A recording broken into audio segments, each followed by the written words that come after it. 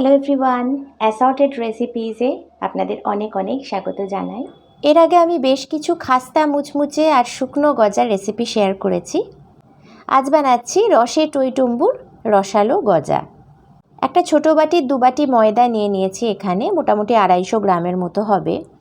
এতে দিয়ে দিচ্ছি হাফ চা চামচের মতো কালো জিরে, হাফ চা চামচের মতো নুন। এই দুটো একটু ভালো করে মিশিয়ে নিচ্ছি। আচ্ছা, গজায় কালো জিরে কখনো দিয়েছেন বন্ধুরা? এর আগে না দিলে একবার দিয়ে দেখবেন বন্ধুরা, গন্ধটা খুবই ভালো হয়। আচ্ছা, এখানে নিয়ে নিয়েছি 1/4 চা চামচ বেকিং সোডা, এটাও ভালো করে মিশিয়ে নিলাম। এখানে নিয়ে নিয়েছি হাফ বাটি ঘি। আচ্ছা, যে বাটিতে মেপে আমি ময়দা নিয়েছিলাম ঠিক সেই বাটির হাফ বাটি ঘি।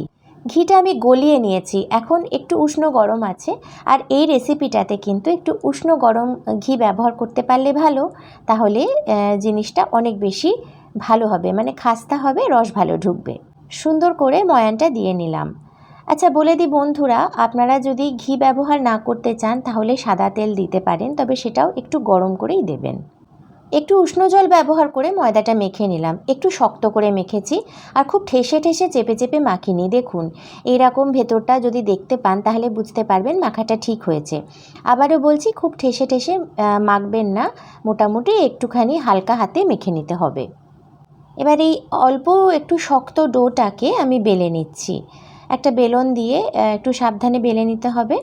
থিকনেসটা আপনারা চাইলে আরও একটু বেশি রাখতে পারেন, তবে এগুলো তেলে দিলে খানিকটা ফুলে যায়।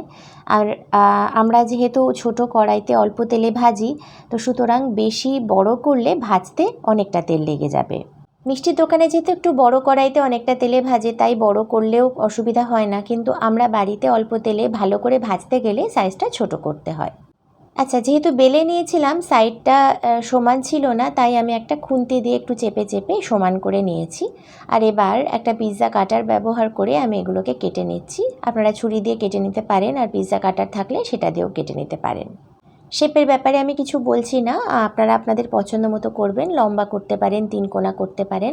আমি একটু চৌকো চৌকো শেপের করেছি। আর এগুলো তৈরি করে নেওয়ার পর তারপরে এরকমভাবে একটুখানি শেপটার 4টে দিক সমান করে দিচ্ছি, যাতে এটা চৌকো দেখতে সুন্দর লাগে। একই রকমভাবে আমি সবগুলোকে ঠিকঠাকভাবে শেপ দিয়ে একটা প্লেটে তুলে রাখছি। এরপর ভেজে নেব। ভেজে নেওয়ার জন্য আমি রিফাইন্ড অয়েল মানে সানফ্লাওয়ার অয়েল ব্যবহার করেছি। খানিকটা তেল দিয়ে দিয়েছি কড়াইতে। তেলটা প্রথম থেকে একদম লো ফ্লেমে রাখবেন, আর একটা টুকরো এরকম দিয়ে দেখবেন, যদি হালকা হালকা বাবলস আসে আর সাথে সাথে ভেসে না ওঠে, তাহলে বুঝবেন তেলের টেম্পারেচারটা একদম ঠিক আছে। আর যদি সাথে সাথে ভেসে ওঠে তাহলে কিন্তু ওই তেলটায় গজা ভাজা যাবে না।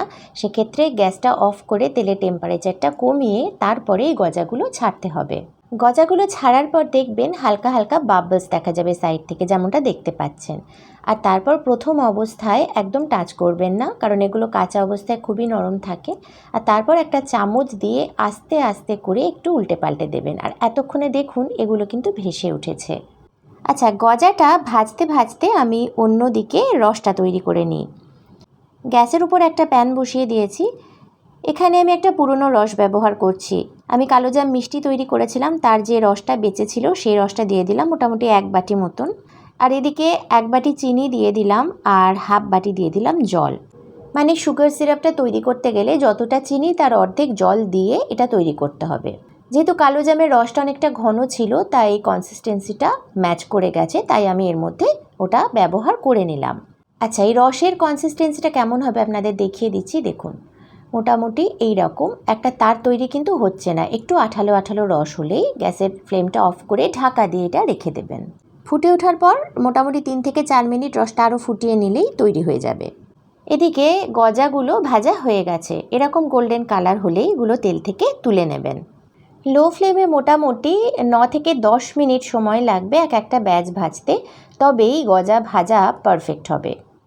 দেখুন, ঠিক এই রকম রসটা একটু ছড়ানো জায়গায় হলে ভালো হয়, তাই আমি একটা বাটিতে ঢেলে নিয়েছি। এখনও রসটা ভালো গরম আছে। এবার এর মধ্যে ওই ভেজে রাখা গজাগুলো দিয়ে দিলাম। সবকটা গজা আমি ভেজে নিয়েছি আর সব একই সাথে দিয়ে দিলাম। একটা চামচ দিয়ে একটু উল্টে পাল্টে দিলাম। দেখুন এগুলো রস কেমন অ্যাবজর্ব করছে। এই দেখুন একটা একটা করে বাবলস উঠে আসছে, দেখতে পাচ্ছেন বন্ধুরা? তার মানে এগুলো কিন্তু রস অ্যাবজর্ব করছে।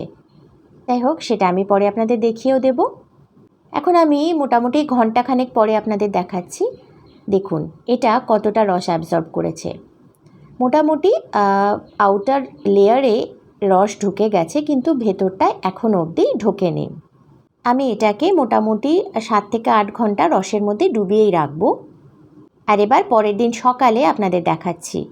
দেখুন বন্ধুরা, এই গজাটা কতটা নরম হয়ে গেছে, কত স্মুথলি কেটে ফেলা গেল, আর ভেতর অবধি একেবারে রসে টইটম্বুর হয়ে গেছে, একদম পারফেক্ট। গজাগুলো কেমন হয়েছে বলুন তো বন্ধুরা?